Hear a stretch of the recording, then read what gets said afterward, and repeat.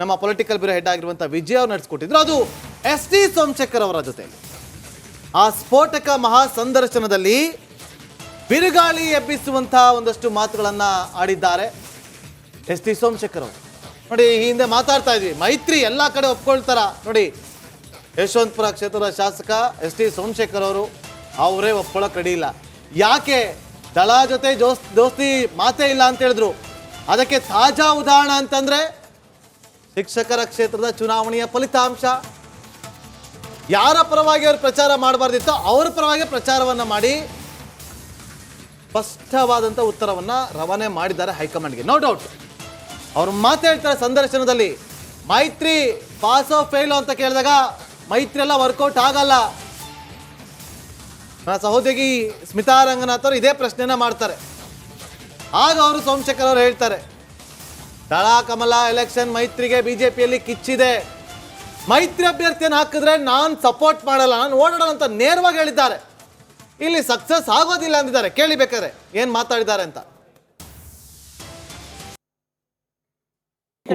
ಕಾಂಗ್ರೆಸ್ ಪ್ರಾಮಾಣಿಕವಾಗಿ ಹೇಳಿ, ನೋಡಿ, ಅದು ಜೊತೆಗಿರುವಂತವ್ರು ಇಲ್ಲ ಯಾವುದು ಇಲ್ಲ.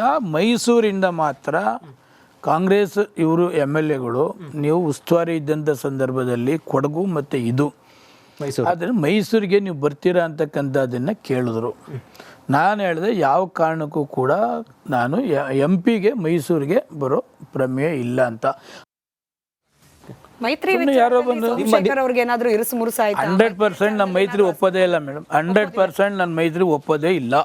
ಈ ಮೈತ್ರಿಯಿಂದ ಲೋಕಸಭಾ ಯಾಕೆ ಒಪ್ಪೋದಿಲ್ಲ ಅಂದರೆ ಇದು ನನ್ನ 6ನೇ ಎಲೆಕ್ಷನ್ನು. 6ನೇ ಎಲೆಕ್ಷನ್ನಿಂದನೂ ಕೂಡ ತೊಂದರೆ ಮಾಡ್ತಾರೆ. ಈ ಮೈತ್ರಿ ಒಪ್ಪೋದಿಲ್ಲ ಅಂದ್ರೆ ಮೈತ್ರಿ ಈಗ ಹೈಕಮಾಂಡ್ ಅನೌನ್ಸ್ ಮಾಡಿದ್ದಾರೆ, ಮೈತ್ರಿ ಜೊತೆಯಲ್ಲಿ ಕೂಡ ಕ್ಯಾಂಡಿಡೇಟ್ ಆಗ್ತಾ ಇದ್ದಾರೆ. ಇನ್ನೂ ಆಗ್ಲಿಲ್ಲ. ಅನೌನ್ಸ್ ಮಾಡಾದ್ಮೇಲೆ ನಾನು ಡಿಸಿಷನ್ ಹೇಳ್ತೀನಿ, ಮಾಡ್ತೀನೋ ಬಿಡ್ತೀನೋ ಅಂತ ಹೇಳ್ತೀನಿ. ನಾರ್ತ್ ಯಾರಿಗೆ ಹೋಗ್ತಾರೆ ನೋಡ್ತೀನಿ. ಏನು ಬೈ ಚಾನ್ಸ್ ನಾರ್ತ್ ಪಾರ್ಲಿಮೆಂಟ್ JDSಗೆ ಹೋಯ್ತು ಅಂತ ಇಟ್ಕೊಳ್ಳಿ, ನಾನು ಮಾಡೋದಿಲ್ಲ. ಬಿಜೆಪಿಗೆ ಹೋದ್ರೆ ಮಾಡೋದು, BJP ಆದ್ರೆ ಮಾಡ್ತೀನಿ. ಬಿಜೆಪಿಯಲ್ಲಿ ಕ್ಯಾಂಡಿಡೇಟು ಬಿಜೆಪಿಲೇನೆ ಕ್ಯಾಂಡಿಡೇಟು ಸದಾನಂದ ಗೌಡ್ರು ಬಿಟ್ಟು ಬೇರೆಯವರು ಆದ್ರೆ ಅವಾಗ ಯೋಚನೆ ಮಾಡ್ತೀರಾ? BJP ಕ್ಯಾಂಡಿಡೇಟ್ ಆದರೆ ಅವ್ರ ಹತ್ರ ಕನ್ಸಲ್ಟ್ ಮಾಡಿ ಮಾತಾಡಿ BJPಗೆ ಮಾಡ್ತೀನಿ. ಬೈ ಚಾನ್ಸ್ JDSಗೆ ಅಂತ ಇಟ್ಕೊಳ್ಳಿ, ಮಾಡೋದಿಲ್ಲ. ಯಾರೇ ಕ್ಯಾಂಡಿಡೇಟ್ ಅಂತ ಮಾಡ್ತೀರಾ? 100% ಮಾಡೋದು. ಕ್ಯಾಂಡಿಡೇಟ್ ಹಾಕಿದ್ರೆ ಚುನಾವಣೆಯಲ್ಲಿ ಒಂದ್ ಕಡೆ ST ಸೋಮಶೇಖರ್ ಮತ್ತೆ ನಿಮ್ಮ ಸ್ನೇಹಿತರಾದ ಶಿವರಾಮ್ ಹೆಬ್ಬಾರು ಆಬ್ಸೆಂಟ್ ಆಗ್ತಾರೆ, ಗೈರಾಗ್ತಾರೆ, ವೋಟಿಂಗ್ ಬರೋದಿಲ್ಲ ಅಂತ. ಗೈರಾಜು ಸುಳ್ಳು, ಅಬ್ಸೆಂಟ್ ಆಗೋ ಸುಳ್ಳು. ಇವತ್ತು ವಿರೋಧ ಪಕ್ಷದ ನಾಯಕರು ಕೇಳಿದ್ರು, ನಾನು ಹೆಬ್ಬಾರ್ ನೀವೇನು ಡೈರೆಕ್ಷನ್ ಮಾಡ್ತೀರಿ ಅದ್ರ ಪ್ರಕಾರ ನಾವು ಮಾಡ್ತೀನಿ ಅಂತಕ್ಕಂಥದ್ದನ್ನು ಅಶೋಕ್ ಅವ್ರಿಗೆ ಹೇಳಿದ್ದೀವಿ. ಅಬ್ಸೆಂಟ್ ಹಾಕೋದು ಮತ್ತೊಂದು ಹಾಕೋದು ಅವೆಲ್ಲ ಇವರು ಕ್ರಿಯೇಟ್ ಮಾಡಿ